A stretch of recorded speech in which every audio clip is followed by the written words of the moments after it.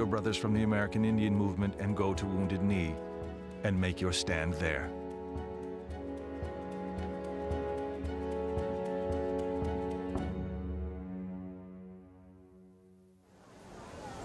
Today a teepee was set up in what is now called the demilitarized zone. Both sides are meeting there to negotiate an end to the takeover, but the progress is agonizingly slow. There were negotiations going on almost always during the occupation.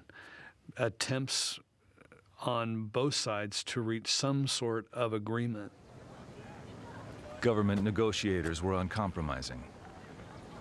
They rejected demands to uphold treaty rights and insisted that they were powerless to remove Dick Wilson, regardless of the charges against him, as he was chairman of a sovereign Indian nation. Talks stalled completely when the protesters demanded to deal with the U.S. Secretary of State. I understand they want Henry Kissinger out here. Do you think this is realistic? Do you think he'll come? Why not? You know, I don't see why the North Vietnamese should take precedent over the American Indian people. You know, we've been fighting this war for 400 years, and if he can spare the time to go over there, he should be able to spare the time to come here. But it would be correct to describe the current situation as an impasse. If there's such a thing as an impasse on an impasse, then that's what we have. Officials from the Departments of Justice and the Interior took the lead in negotiations. The attention of the White House was elsewhere, on the unfolding Watergate scandal. There was no question that the White House was distracted during this Wounded Knee siege. Although they sent mid-level officials out to run this siege operation, they didn't have their mind on it. Nixon had his mind on trying to survive the Watergate thing. Things might have turned out a lot differently had they not been distracted.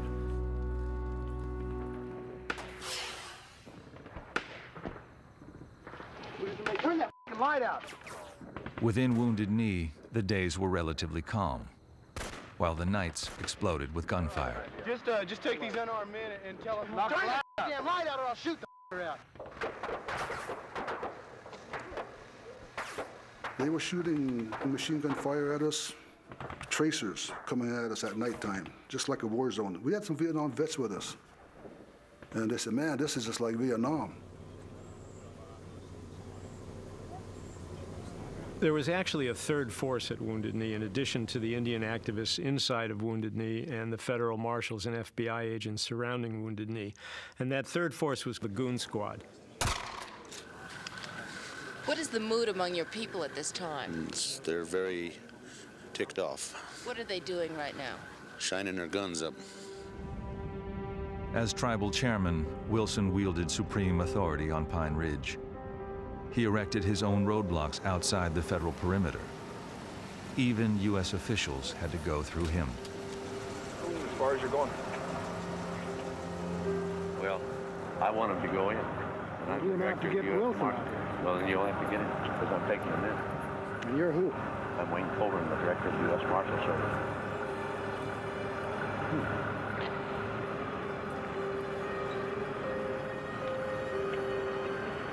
Well, what do you think? Should let him in?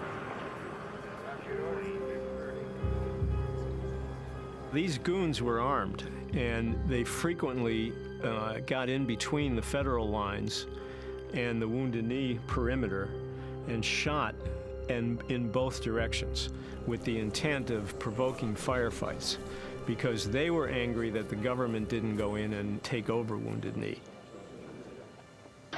Inside the village, the protesters had their own military operation, led by Indians trained by the government they now took up arms against. There was a lot of people there that had been in Vietnam, and a lot of people had just been in the military. Some older people had come in, and they'd actually been in Korea. They knew how to give orders, they knew how to take orders, and they knew how to do things that they didn't have to be told twice.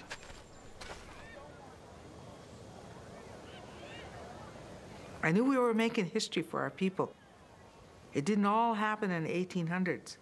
We're still fighting in the modern day. I mean, that's how I felt, that it was a continuation, and that's why I was not afraid. I was not afraid.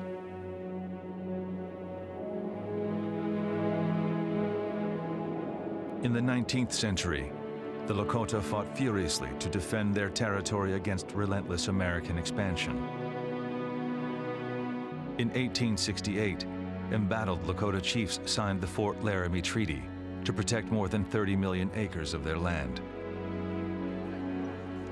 But the United States soon reneged and forced the Lakota onto small, desolate reservations.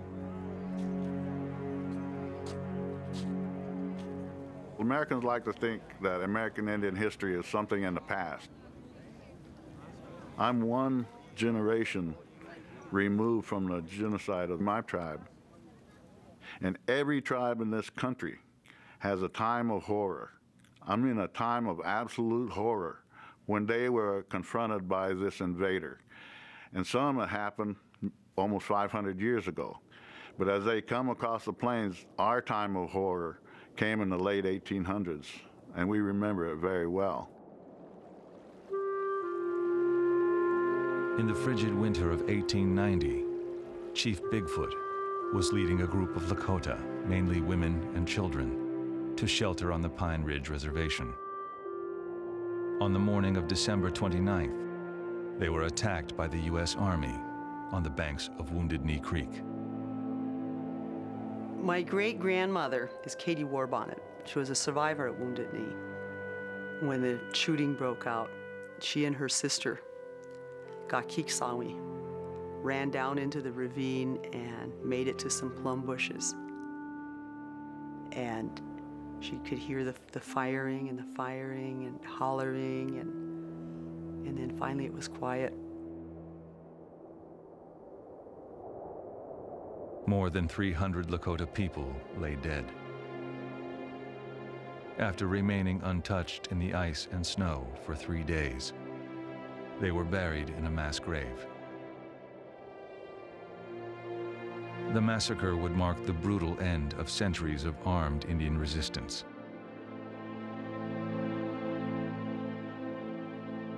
For those who came nearly 100 years later, Wounded Knee was sacred land.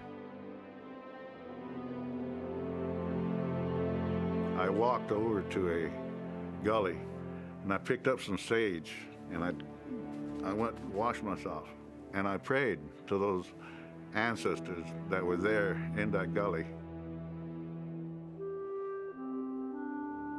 And I said, we're back. We have returned my relations. We belong.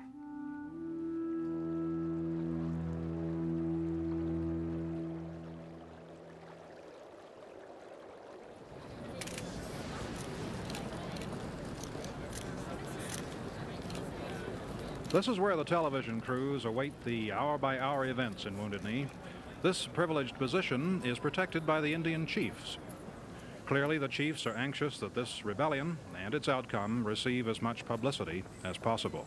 It would have been very simple for the federal forces to go into Wounded Knee and take over. There would have been some casualties, but probably the government would have considered them tolerable.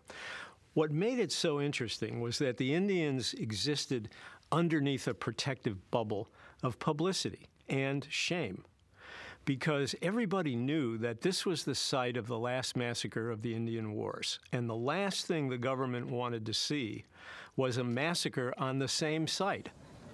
1 week into the siege, all 3 television networks had stationed reporters in Wounded Knee.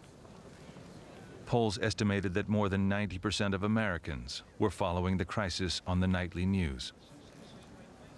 If they came and killed all of us, it would be recorded and it would be seen by the world, where the 1890 massacre wasn't. And if they didn't, if they decided, that media was there, so they don't want to murder all of us, well, then the media is there to tell our side of the story.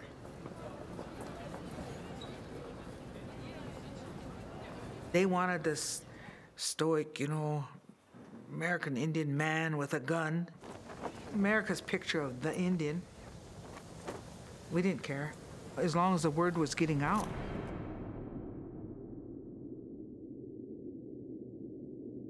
Après 37 jours de conflit avec les autorités fédérales, les Sioux de Wounded Knee dans le Dakota du Sud. There was a lot of folks here. A lot of foreign press were here. And they made it out to be kind of a cowboy Indian adventure, More people wanted confrontation. That seemed to attract the viewers. You guys get up so tight and start panicking, you get down on the press. Hell, we want them to film this bullshit. They all heard them fire first with that open up with automatic weapons. Well, we got to get that film. And we got 22s in our hand against APCs. So don't be jumping on the press. The news out of South Dakota held Indians around the country spellbound. Some were ashamed by AIM's armed display of defiance, but many were inspired. I left school, and me and another guy left, and we drove in his car from, we were in Central California, and we drove up to Oakland, and from Oakland we drove back to South Dakota. Up until '73, when it started, I was never involved in anything politically, doing with either Native Americans or any other organization. I just felt like I should go up there, and I did. You all are not Oglala Sioux, I take it. I am Chippewa. You Chippewa, where are you from? Minnesota. And what about you, sir? Where are you from? Winnebago, Wisconsin. Cheyenne, Oklahoma. And you're not necessarily all members of AIM, huh? We didn't say that. Oh, are you members of AIM? Let me We didn't say that either. We're here to support our Indian people that are in Wounded Knee.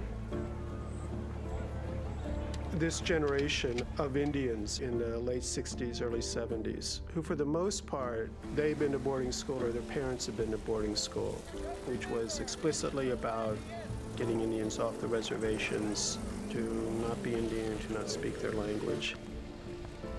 For those Indian people, it was this moment in which you could see on television